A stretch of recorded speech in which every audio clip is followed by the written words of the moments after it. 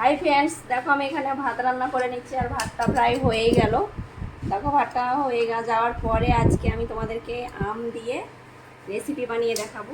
দেখো ভাতটা আমার হয়ে গেছে আর ভাতটা নামিয়ে আজকে আমি রেসিপি বানাবো।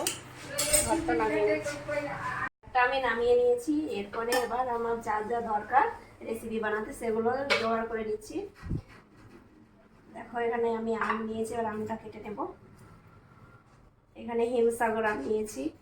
তোমরা যে কোনো আমেই এই রেসিপিটা বানিয়ে নিতে পারো। আজকে তোমাদেরকে বানিয়ে দেখাবো আম শেক।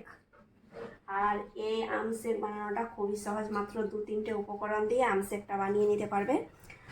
আর তোমরা যে কোনো আম দিয়ে একটু মিষ্টি ধরনের আম নেবে, তাহলে আম শেকটা বানিয়ে নিতে পারবে।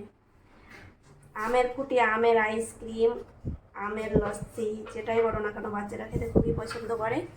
কিন্তু এই আম শেকটাও দারুণ মজার হয় বন্ধুরা, একবার খেয়ে দেখবে।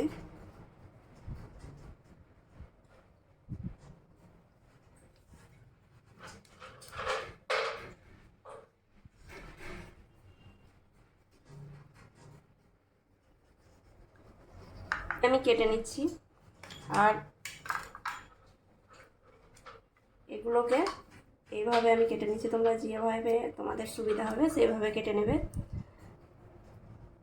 আর অবশ্যই একটু মিষ্টি ধরনের আম নেওয়ার চেষ্টা করবে।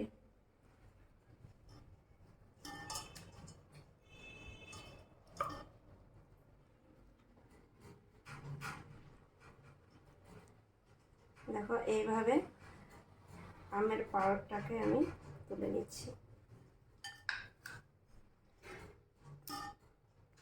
একইভাবে আমি দ্বিতীয় আমটাও কেটে নিলাম। আর দুটো আমের পাল্প অনেকটাই হয়েছে, আর দুটো আমে তোমরা খুব সুন্দর করে বানিয়ে নিতে পারবে আম শেকটা। বেশি আমের দরকার নেই, আমি 2 গ্লাস মতো বানাবো, তাই দুটো আমের ওই সাইডটাকে কেটে নিয়েছি। আর দেখতে পাচ্ছ এই আটিটা ভাতের সঙ্গে খেয়ে নেব, সাইডে রেখে দিচ্ছি। দেখো এতটা পরিমাণ আমের পিউরিটা হয়েছে। এর মধ্যে আমি বাকি উপকরণগুলো দিয়ে দিচ্ছি। দিয়ে দিচ্ছি 250 গ্রাম পরিমাণে 1 কাপ পরিমাণে দুধ দিয়ে দিচ্ছি। কাপে 1 কাপ হচ্ছে। আর এখানে বরফ নিয়েছি, বরফগুলো 6-7টা নিয়েছি, সবগুলো দিয়ে দিচ্ছি। আর আইস কুপটা দিলে ভালো হয়।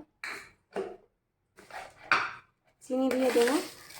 আমের মিষ্টিটা বেশি থাকলে চিনির পরিমাণটা কম লাগবে। এখানে আমি 2 চামচ পরিমাণে চিনি দিচ্ছি, যেহেতু এটা মিষ্টি আম। উপকরণগুলোকে আমি ব্লেন্ড করে নেব ভালোভাবে।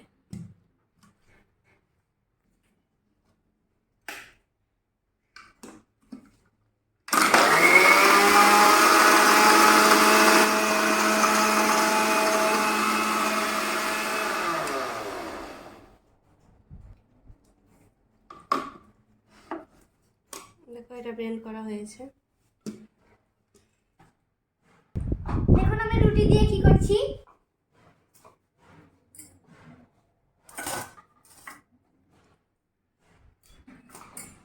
দেখুন এগুলো আমি টোস্ট দিয়ে বানিয়েছিলাম, তারপরে কুকি কাটার দিয়ে এগুলো শেপ করে কেটে নিয়েছি। এগুলো আমি পাশে রেখে দিলাম। এবার আমি চ্যাম্পিয়নতে আমি এগুলো বানিয়েছিলাম, এবার আমি এগুলো বানাবো।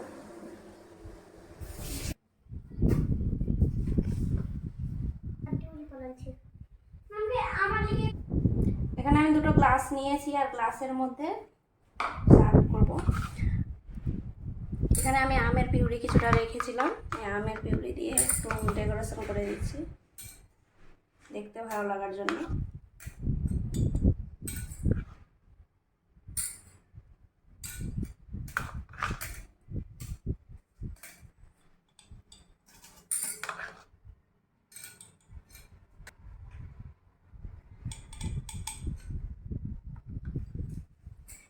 এবার আমি গ্লাসের মধ্যে ম্যাঙ্গো শেকটা ঢেলে দেবো।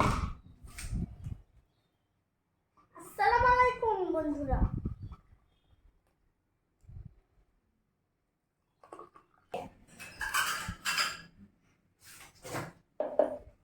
আর এটা আমি দিয়ে দিলাম না, আইসক্রিমটা দিয়ে দিচ্ছি এখানে, ভ্যানিলা আইসক্রিম।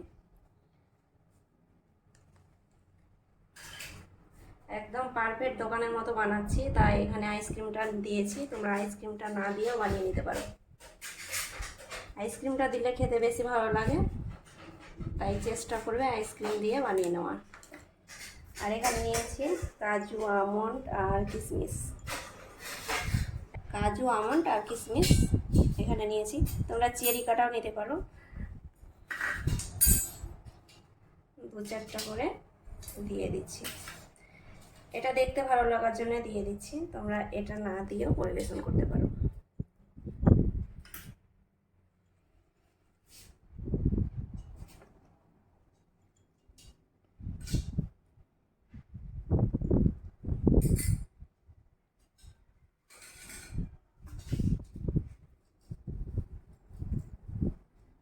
এখন আমি আমের পিউরি দিয়ে এগুলোকে আমি ভরে দিচ্ছি চারিদিকে। আরিজ আমের পিউরি দিয়ে রুটি বানাচ্ছে। আর ম্যাঙ্গো শেকটা আরিজ ভীষণই ভালোবাসে। এখানে আমি পুদিনা পাতা নিয়েছি, আর দেখতে ভালো লাগার জন্য পুদিনা পাতাটা একটা করে গুজে দিচ্ছি।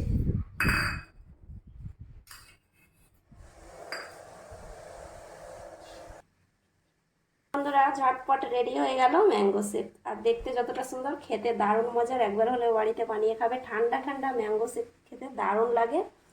আর এটা ম্যাঙ্গো আইসক্রিম, ম্যাঙ্গো ফ্রুটির মতোই ঠান্ডা খেতে, আর খেতেও ভালো লাগে।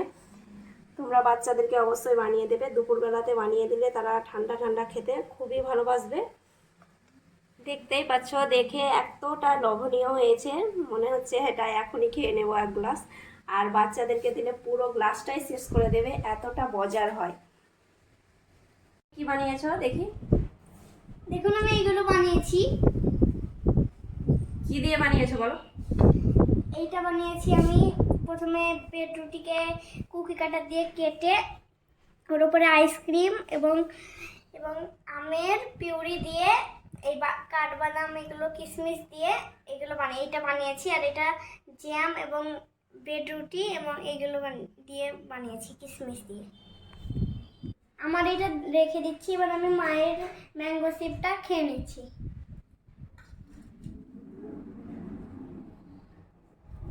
দেখছি মারটা কেমন টেস্টি হয়েছে।